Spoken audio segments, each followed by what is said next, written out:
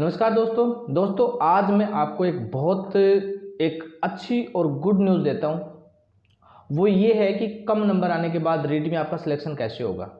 हाँ जी, कम नंबर आने के बाद भी रीट में आपका सिलेक्शन कैसे होगा।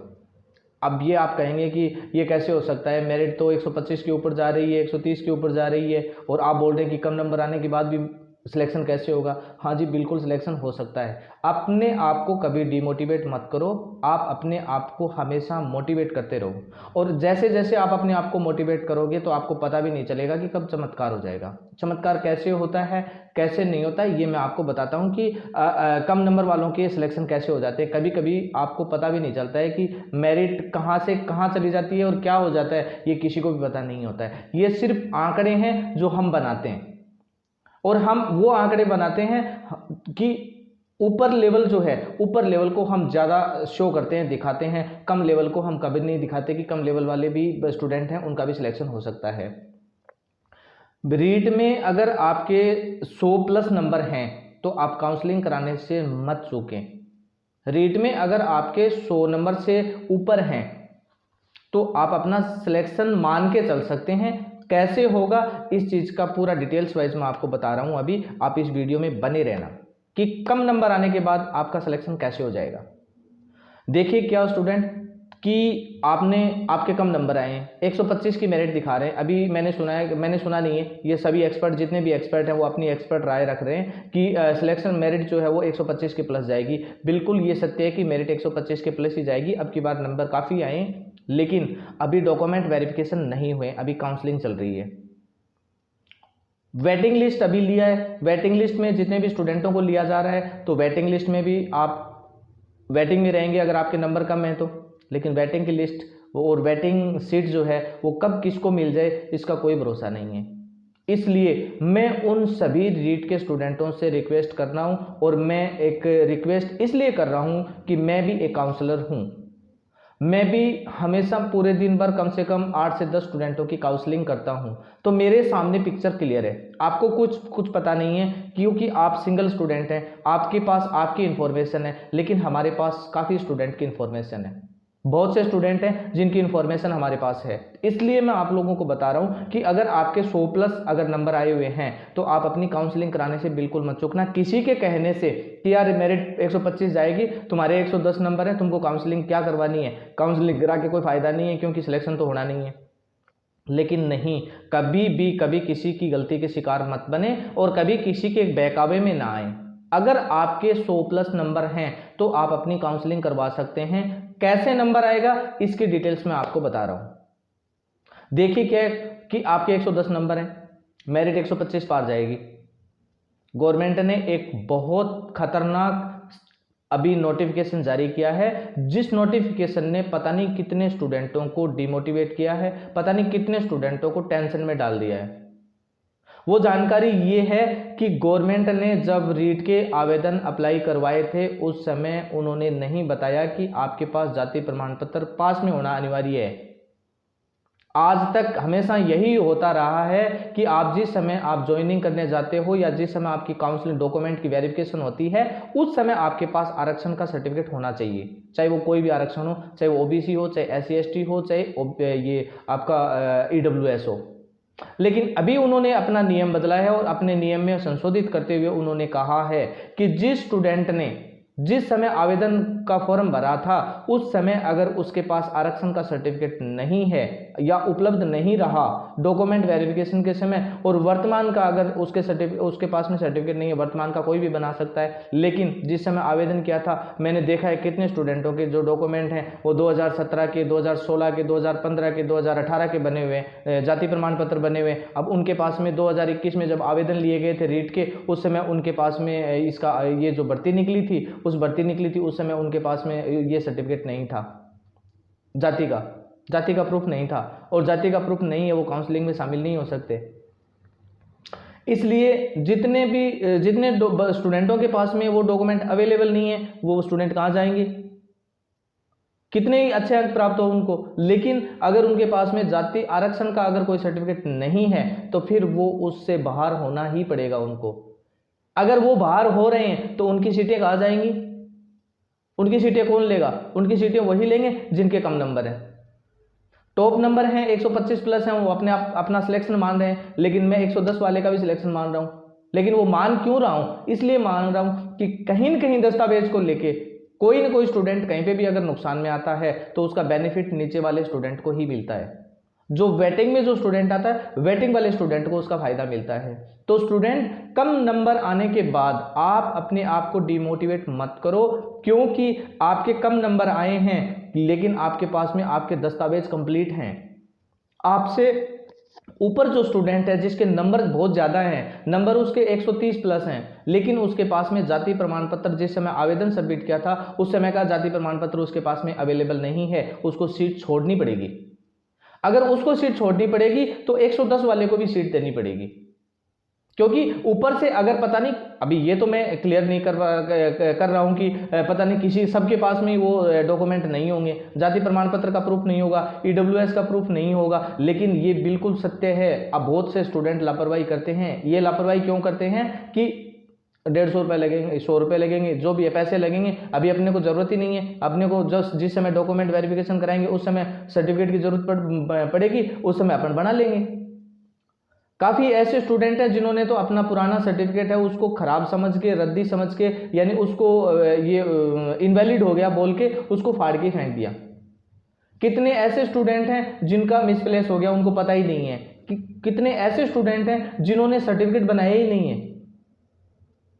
2015 के बाद जब वो फर्स्ट ईयर में ज्वाइन किया था उस समय उसने जाति प्रमाण पत्र बनाया था, उस समय उसके पास कहीं रिक्वायरमेंट ही नहीं आई और उसने बनाया ही नहीं। उन स्टूडेंटों की सीटें कहाँ जाएंगी? उन स्टूडेंटों की सीटें उनके पास आएंगी जो नीचे वेटिंग वाले हैं, और नीचे वेटिंग में कौन है? जिनके कम नंबर हैं। अब बताइए कि आपका सिलेक्शन होगा या नहीं होगा? कौन कहता है कि आपका सिलेक्शन नहीं होगा? 100% आपका सिलेक्शन होगा। अगर आपने काउंसलिंग ना करवाई तो आपका सिलेक्शन नहीं होगा। अगर आपने काउंसलिंग नहीं करवाई, अगर आपने डॉक्यूमेंट ये फॉर्म नहीं भरा आपने डिस्ट्रिक्ट के लिए, ये ज्वाइनिंग के लिए, तो आपका सिलेक्शन नहीं होगा। अब आपने किसी के कहने से आपने फॉर्म नहीं भरा, किसी ने कह दिया कि आपके 110 से 115 नंबर आए, आपका नंबर तो आएगा नहीं, मेरिट तो 125 से ऊपर जाएगी, आपको फॉर्म तो भरना, फॉर्म भर के क्या करना है, कोई फायदा नहीं है, दोबारा ट्राई कर लो, दोबारा तैयारी कर लेंगे। लेकिन अभी भी आपके पास वक्त है, अभी भी आपके पास मौका है। आप अपने इस सुनहरे मौके को मत गवाइए। अगर आपके पास आपके जितने भी नंबर आए हैं, जितने भी नंबर आए हैं, 100-150 रुपये मायने नहीं रखता, लेकिन कब सिलेक्शन हो जाएगा आपको पता भी नहीं चलेगा। ईडब्ल्यूएस में कितने स्टूडेंट हैं जो अब ईडब्ल्यूएस बना रहे हैं? 2000 वित्तीय वर्ष यानी वित्तीय वर्ष 2020-21 का उनके पास में नहीं है, 2019-20 का नहीं है। अब जिसके पास 2019-20 में, जिसने आज तक ईडब्ल्यूएस बनाया ही नहीं, रीट की तैयारी कर रहा है, रीट में 130 नंबर ले रखे हैं उसने, ईडब्ल्यूएस उसने बनाया ही नहीं है, तो उसका सिलेक्शन कैसे होगा? वो तो पात्र ही नहीं है ईडब्ल्यूएस का। ईडब्ल्यूएस की जो सीटें हैं 10% आरक्षित सीटें हैं, कहाँ जाएंगी वो सीटें? किसको देंगे? उन्हीं को देंगे जो कम नंबर वाले हैं, काउंसलिंग करा रहे हैं, डॉक्यूमेंट उनके पास पूरे हैं, कंप्लीट डॉक्यूमेंट है। स्टूडेंट, डॉक्यूमेंट को लेके कभी लापरवाही मत किया करो। डॉक्यूमेंट बहुत महत्वपूर्ण होते हैं आपके। आप अगर डॉक्यूमेंट की लापरवाही करते हो तो आपको कहीं ना कहीं उसका नुकसान होता है। इसलिए मैं आपको बता रहा हूं कि काउंसलिंग कराने से वंचित किसी भी स्टूडेंट को नहीं रहना है। जितने भी राजस्थान के, जितने भी रीट के अभ्यर्थी हैं, जितने भी रीट के स्टूडेंट हैं, प्लीज वो अपनी काउंसलिंग जरूर करवा लें। अगर उनके पास में उसका दस्तावेज कंप्लीट है, यानी उसके पास ओबीसी का स्टूडेंट है, अगर ओबीसी का सर्टिफिकेट उसके पास पहले का पुराना बना हुआ है, जिस समय इसकी ये भर्ती जारी की गई थी, इसका नोटिफिकेशन जारी किया गया था, उसके पहले का है, या उससे जो फॉर्म भरे गए थे उससे पहले का है और अब बनवा रहा है, अगर उसके पास परफेक्ट डॉक्यूमेंट हैं, पीछे के सारे जाति प्रमाण पत्र उसके पास अवेलेबल हैं, उस स्टूडेंट को अपनी इस काउंसलिंग से वंचित नहीं रहना है। क्योंकि अगर वो काउंसलिंग से वंचित रहता है ना, तो वो कहीं ना कहीं धोखा खाएगा। उसको अफसोस होगा कि अगर मैं काउंसलिंग करा देता तो हो सकता है मेरा सिलेक्शन हो जाता, और सिलेक्शन हो जाएगा। अगर आप पॉजिटिव थिंकिंग, अगर आपकी एनर्जी, अगर आपकी सोच पॉजिटिव है तो आपका हमेशा अच्छा होगा। अगर आप नेगेटिव सोचते हो, अगर नेगेटिव सोचोगे तो आपका नुकसान होगा। इसलिए रीट के जितने भी स्टूडेंट हैं उनको नेगेटिविटी में नहीं जाना, नेगेटिव नहीं सोचना, उनको ऊपर की मेरिट नहीं देखनी है, उनको नीचे की देखनी है कि नीचे कितनी जा सकती है। ऊपर तो मेरे को भी पता है कि 125 से नीचे सिलेक्शन नहीं होना है, ये तो मेरे को भी पता है कि सारे जितने भी एक्सपर्ट हैं, जितने भी राजस्थान के एक्सपर्ट हैं, वो जितने भी काउंसलर हैं, वो सब यही कह रहे हैं कि 125 से नीचे मेरिट जाने का कोई सवाल ही नहीं है। हाँ जी, बिल्कुल, ये बिल्कुल सत्य है, बिल्कुल सही बात है कि 125 से नीचे मेरिट जाने का कोई सवाल नहीं है। लेकिन जिनके पास में डॉक्यूमेंट कंप्लीट नहीं है, जिनको डॉक्यूमेंट के लिए बाहर निकाल दिया जाएगा, उनकी सीटें आ जाएगी। उनकी सीटें भी तो किसी को देंगे, उनकी सीटें उन्हीं को देंगे जिनके पास में सारे डॉक्यूमेंट कंप्लीट हैं और उनके नंबर भी कम है, और उनका सिलेक्शन हो जाएगा। आप ये विश्वास नहीं करेंगे, मैं चैलेंज के साथ कह सकता हूं, और मैंने ये बार बार क्योंकि मैं ऐसी लोकेशन पे बैठता हूं, क्योंकि ये हम लोग काउंसलिंग के एक्सपर्ट हैं, काउंसलिंग करवाते हैं, बच्चों की काउंसलिंग करते हैं, हमें पता है हर साल हम ये जो कॉलेज में एडमिशन के फॉर्म भरते हैं। मैं एक छोटा सा एग्जाम्पल आपको बता देता हूं, आपको सारा मैटर सामने समझ में आ जाएगा और सारी बात क्लियर हो जाएगी आपकी। छोटा सा एग्जाम्पल आपके सामने पेश कर रहा हूं। इस साल लोहिया कॉलेज की एक नॉर्मल बता देता हूं कि इस साल लोहिया कॉलेज की जनरल की और ओबीसी की मेरिट जो है वो 94 और 93% रही थी। बीए, बीएससी, बीकॉम की जो एडमिशन होते हैं ना, उस एडमिशन की जो मेरिट थी वो जनरल की, ओबीसी की जो है वो रही थी 94, 93 के आसपास। एससी एसटी की जो थी वो रही थी अपने 74 के आसपास। ईडब्ल्यूएस की मेरिट रही थी मात्र 69। अब बताओ, मात्र 69, वो स्टूडेंट जनरल का ही था लेकिन उसके पास में ईडब्ल्यूएस का सर्टिफिकेट था। सीटें थी, आरक्षित सीटें थी, लेकिन स्टूडेंट नहीं थे। मेरिट कहाँ चली गई? 94 थी जनरल की और इसकी ईडब्ल्यूएस की 69 आ गई। मैं ओबीसी के लिए नहीं, मैं अगर उनके पास वैलिड दस्तावेज उस समय होता तो शायद हो सकता है और उसकी मेरिट ऊंची भी जा सकती थी, लेकिन डॉक्यूमेंट के चलते तो यही प्रॉब्लम हुई थी। इसलिए रीट में भी आप अपने आप को डिमोटिवेट और ये कैलकुलेट मत करो कि हमारा सिलेक्शन होगा या नहीं होगा। आपका सिलेक्शन 100% कोई नहीं रोक सकता अगर आप पॉजिटिव सोचते हो तो। इसलिए आपको एकदम अलर्ट रहना है। जितने भी रीट के स्टूडेंट हैं उनको, मैक्सिमम जितने भी स्टूडेंट हैं सबको काउंसलिंग करानी है। काउंसलिंग से वंचित मत रहना, लेकिन आपके पास वैलिड दस्तावेज जो है वो कंप्लीट होने चाहिए।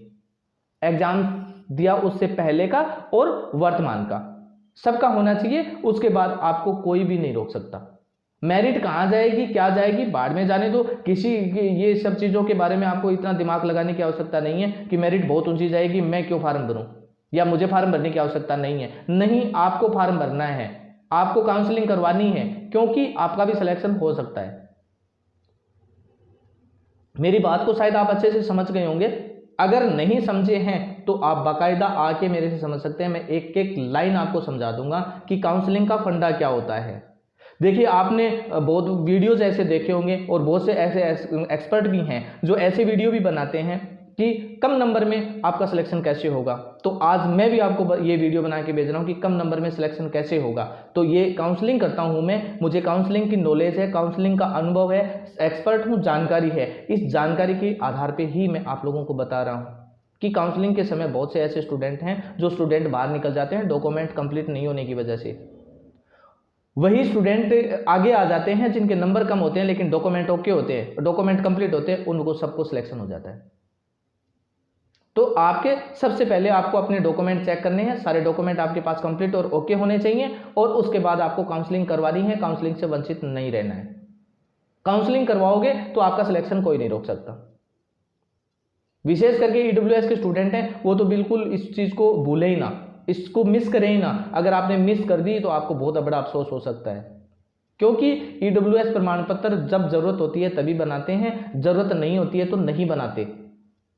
रीट का आवेदन अप्लाई किया था उस समय उनको जरूरत नहीं थी, क्योंकि वहां पे मांग नहीं रहा था, उन्होंने नहीं बनाया। अब मांग कर ली, लेके आओ। जिस समय आपने आवेदन सबमिट किया था उस समय आपने ईडब्ल्यूएस आपने बनवाया था, क्या आप उस समय आरक्षण के पात्र थे? अब मैंने तो उस समय नहीं बनाया, क्योंकि उस समय तो सर्टिफिकेट मांगा नहीं था, उसमें यस और नो मांगा था। मैंने यस कर दिया। आपने यस तो कर दिया लेकिन आपके पास सर्टिफिकेट नहीं है, और सर्टिफिकेट नहीं है तो आप उसके पात्र नहीं हो। 101%, 101% आप उसके पात्र नहीं हो, क्योंकि आपने सिर्फ फॉर्म में यस और नो किया। यस किया है, आपके पास वैलिड दस्तावेज नहीं है, और अगर आपके पास वैलिड दस्तावेज नहीं है तो आप उसके पात्र नहीं हो। आप उस सिलेक्शन में नहीं जा सकते, आपको वो सीट नहीं मिलेगी। वो सीट उसी को मिलेगी जिसके पास आरक्षण का बेनिफिट का सर्टिफिकेट मौजूद है, और जो समय समय पर अपना सर्टिफिकेट बनाता है सिर्फ वही पात्र है उसका, अन्यथा आप उसके पात्र नहीं हो। इसलिए मैं दावे के साथ स्टूडेंट ये बात बोल रहा हूं कि कम नंबर आने के बाद भी आपका सिलेक्शन कैसे होगा। तो ईडब्ल्यूएस के स्टूडेंट और ओबीसी के स्टूडेंट अगर नंबर कम भी आए हैं तो भी वो अपने आप को कम न आंके और अपना सिलेक्शन करवाए। और आपका 100% सिलेक्शन होगा, ये मैं दावे के साथ कह सकता हूँ। ठीक है, तो आप अपना समय समय पर दस्तावेज बनाते रहिए। ठीक है स्टूडेंट, धन्यवाद।